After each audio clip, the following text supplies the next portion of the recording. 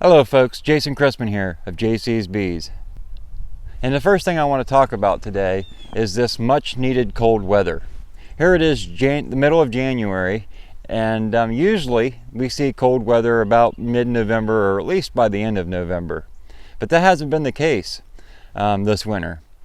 We've been seeing 30s, maybe some high 20s, but nothing really frigid. The ground, as far as freezing, has been very minimal. If you wanted to do anything outside and needed frozen ground to do it because of all the mud, you've had to do it first thing in the morning, and that's only been on certain mornings. So I'm glad to see this much needed cold weather, and right now we're sitting at about 26 degrees, and yesterday we got 3 inches of snow. Now all the precipitation we've got up to this point has been rain because of the warm temperatures. And there's a couple reasons I'm glad to see this cold weather. For one, the bees. Back in the fall, when I started to build my bees up for winter, I'm trying to build up food stores. And my thought going into winter is a cold winter, they'll take these food stores and they'll make it till about March before I have to start adding dry sugar. Now, granted, remember, this is very crucial, that when I was planning this, I was planning for cold weather. So we get into actual winter and it's warmer than normal. So what happens is these food stores that I planned to last till March are now going a lot quicker. Why? Because the bees with this warmer weather aren't clustered as tight as they normally would be. So they're up moving around a lot more. We had 62-degree day just 5 days ago. So take that day for instance. I was out here in my t-shirt, all the bees are out flying, and they're burning calories. To replace these calories, they have to eat. So I've had to go into the hives a lot sooner and start feeding the mountain camp method.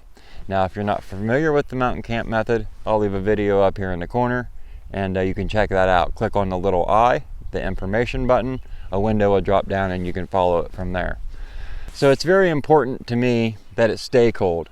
Otherwise, it's going to take more on my part as the beekeeper to keep checking these hives and making sure they have dry sugar or a candy board or something of that to keep them going.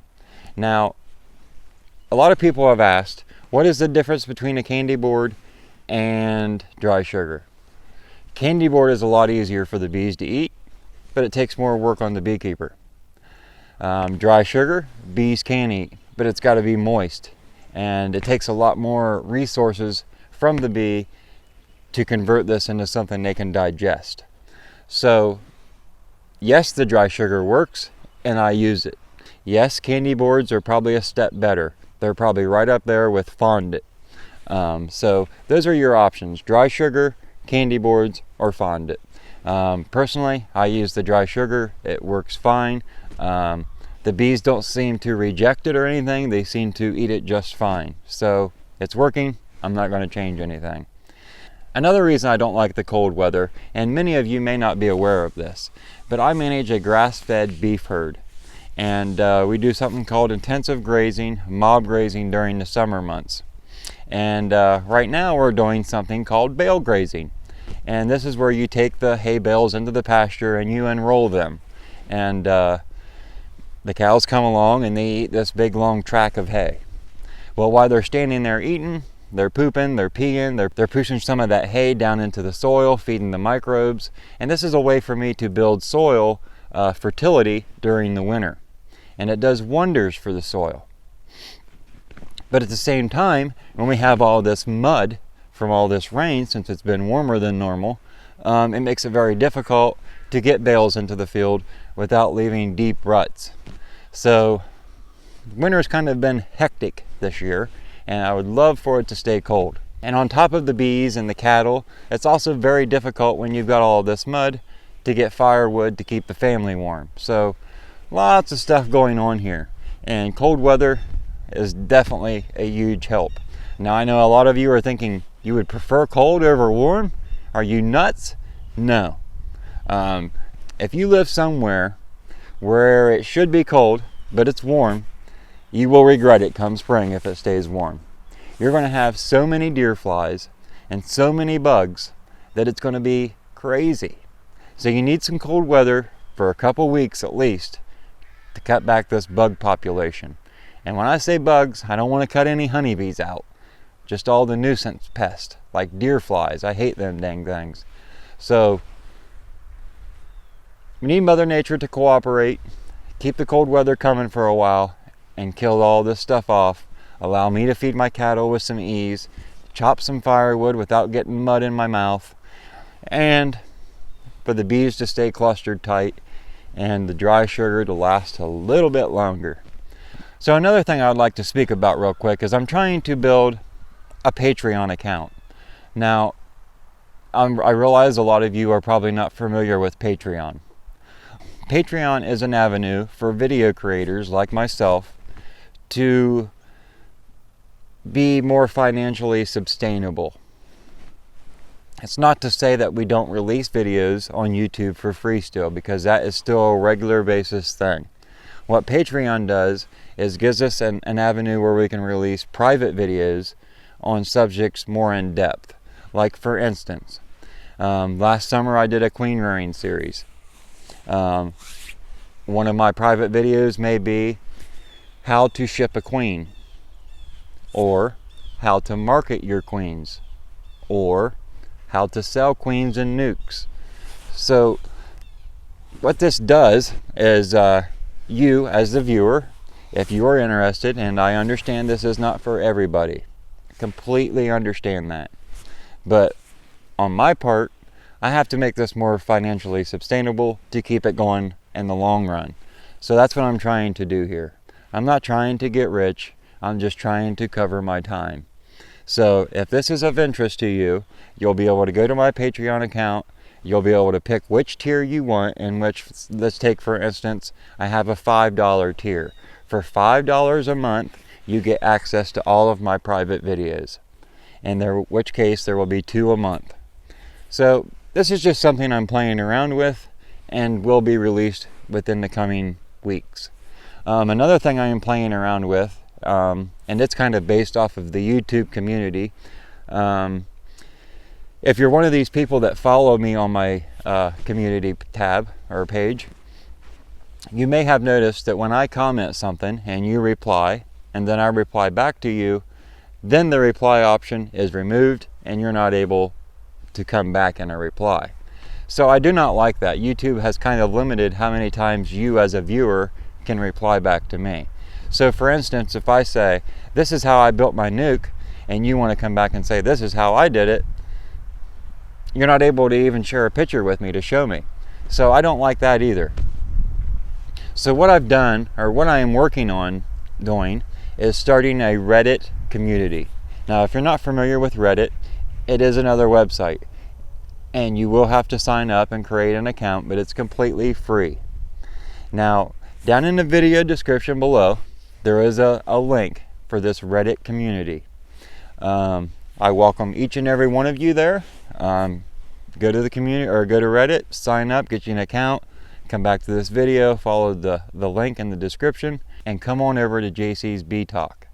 One thing I would recommend that you do please read the welcome post. Please follow the rules and everybody will be happy. Now eventually there will be this will all be linked together, and Patreon and Reddit and YouTube will all be integrated together. But it's taken some time for me to figure all this out, how all this stuff works together, so please just work with me. Now, as far as this Reddit community, all brand new to me. So if you're not familiar with Reddit, don't be afraid, try something new, come on over, we'll work together and figure it out. Like I said, it's brand new to me, so come on along, join this Reddit community, let's get on over there and let's get some talk going, and see what kind of chit chat we can get into, what kind of topics we can get into, and all that good stuff. I'd like to do now is walk around real quick, take a quick look at the hives, see how everything looks, and maybe sweep off some entrances. Let's go do that. Now, a lot of the new beekeepers are probably thinking, you know, your entrances are completely blocked off. Is that good or bad, or will the bees die if they can't get out? The bees aren't going to die. They'll be just fine. There's a guy up in Massachusetts, Vermont area that I follow, and his hives are completely under snow. And he doesn't go out and dig them out. He just lets Mother Nature run its course, and the bees do just fine. If you wanted, you could come over and sweep the snow off. It's not going to hurt anything.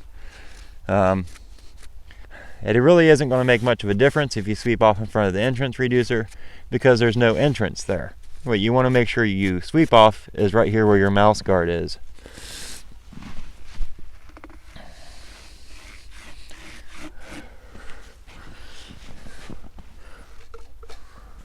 So that looks pretty good.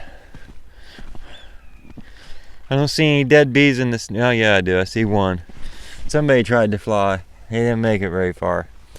Let's go over here and check out these nukes, see how they look.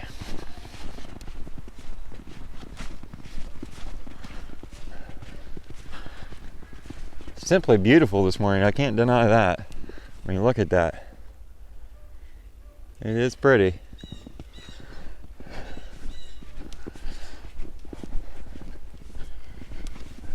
That's what I like about these nukes. They don't have any handholds on the front of them, or cleats for handholds, I should say. They've got the handholds that are recessed into the box, so there's nothing for the snow to fall and land on. So you can see the nukes all have great open entrances. That's not to say I don't have any with cleats, as I do here on the end. Let's check these ones out. The cleats are above the entrance though, so they actually worked as a roof. See that?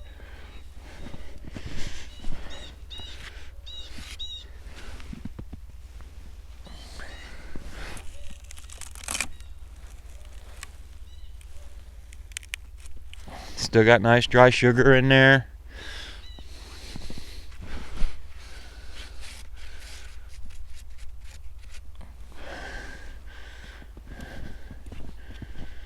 And what's this? Cooler lid that I had up here for extra protection. Keep the snow off.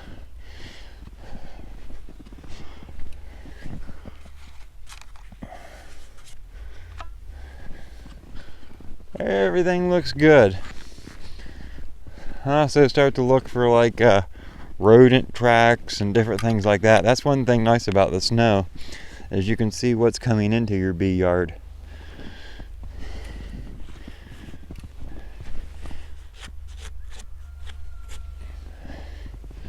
And I got a couple over here we'll go check out.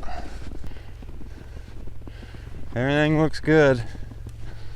I don't see anything to be concerned about here.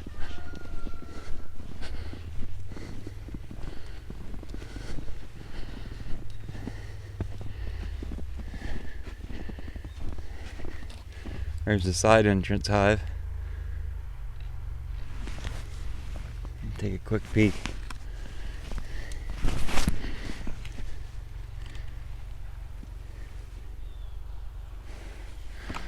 This is one I need to get dry sugar in. I got the spacer on there, but I haven't added sugar. Probably ought to do that today. So that's what's been going on with me the last couple of weeks, everybody. I've been trying to get back on track with videos on a weekly basis, but it's been very busy for me dealing with all this warm weather and muck, and at the same time with the cattle. We just finished our calving season just 3 days ago. In the last week and a half, I've had 3 calves. I've had to assist with one of those, so time's been very limited for me, and I apologize for that. I hope from this point forward to get back on a weekly routine and be releasing videos every Sunday. I hope Sunday works for everybody. I hope to release them first thing in the morning, and that is kind of my plans. So keep an eye open for this Patreon if it's something you're interested in, and I would love to hear your feedback on how you feel about this Patreon account down in the comments below. If you have any questions or comments on anything that I mentioned in this video, you can also leave those down below. If you are curious about my grass-fed beef operation, there is a video down in the video description for my farm channel, Grazing Acres Farm. You can check that out. You can also ask questions on this video or over on my farm channel. So I want to thank you for watching, and we'll see you Sunday morning.